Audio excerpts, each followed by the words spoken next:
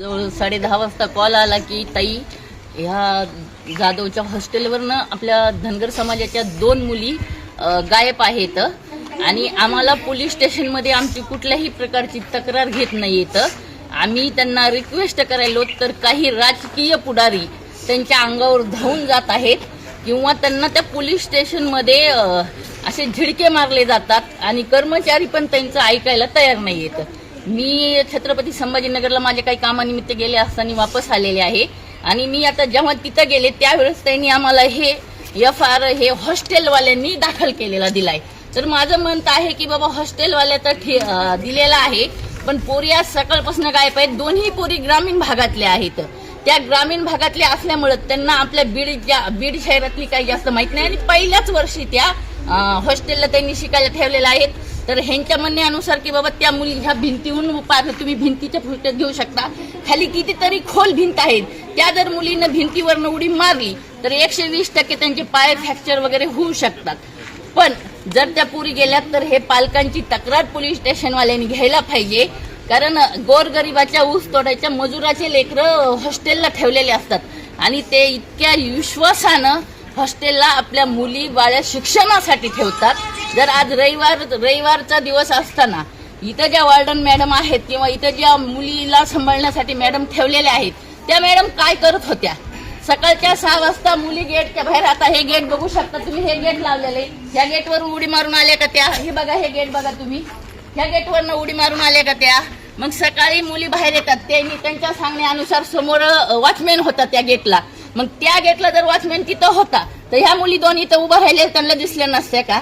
त्यांच्या म्हणण्यानुसार बोलतोय आम्ही, आमच्या म्हणण्यानुसार काहीच सांगत नाही।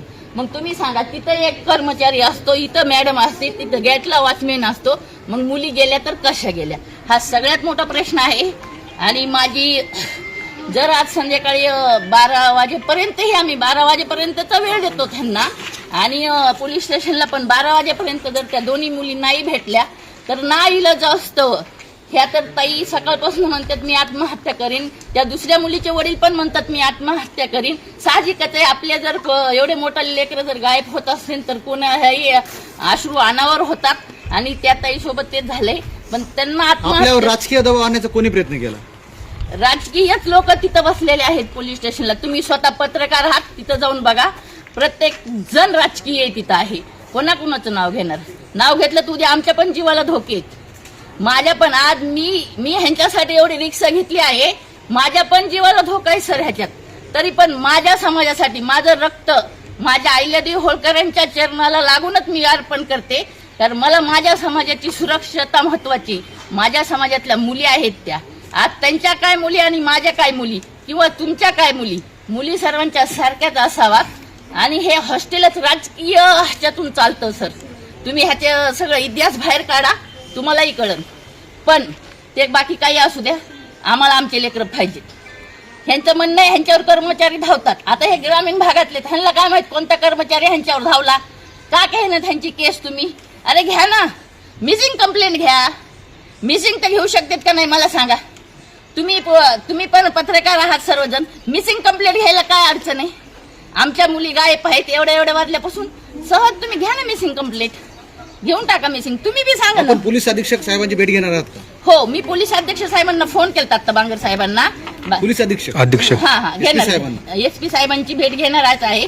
12 वाजेपर्यंतचा वेळ दिलाय ना मी, अल्टिमेटल देते, कारण त्यांना पण वेळ देणं गरजेचं आहे बाबा। आपण मी असं जास्त हे करायला पण 12 वाजेपर्यंत। या हॉस्टेलमध्ये सुरक्षेच्या काही दिसतच नाही, असं की यांच्याकडे गेट उघडा आहे म्हणतात, त्याच्यानंतर रजिस्टरवर नोंद यांची दररोज असते नसते, हे तुम्ही सर्वांनी पालकांनी सुद्धा चेक केलं पाहिजे। बरोबर आहे, ऐका, आता हे असे मजूर पालक आपल्यासारखे चेक करतात सर। ज्यावेळेस मी तुम्हाला सांगते, आत्ताची स्टोरी सांगते, बोलवा ह्यांना सगळ्याला। मी गेल्याच्या नंतर पोलिस मला स्वतःला म्हणले, पोलिस ताई आम्ही सकाळपासून इथंच आहोत, तुम्ही काय स्टंटबाजी करायला आलात का?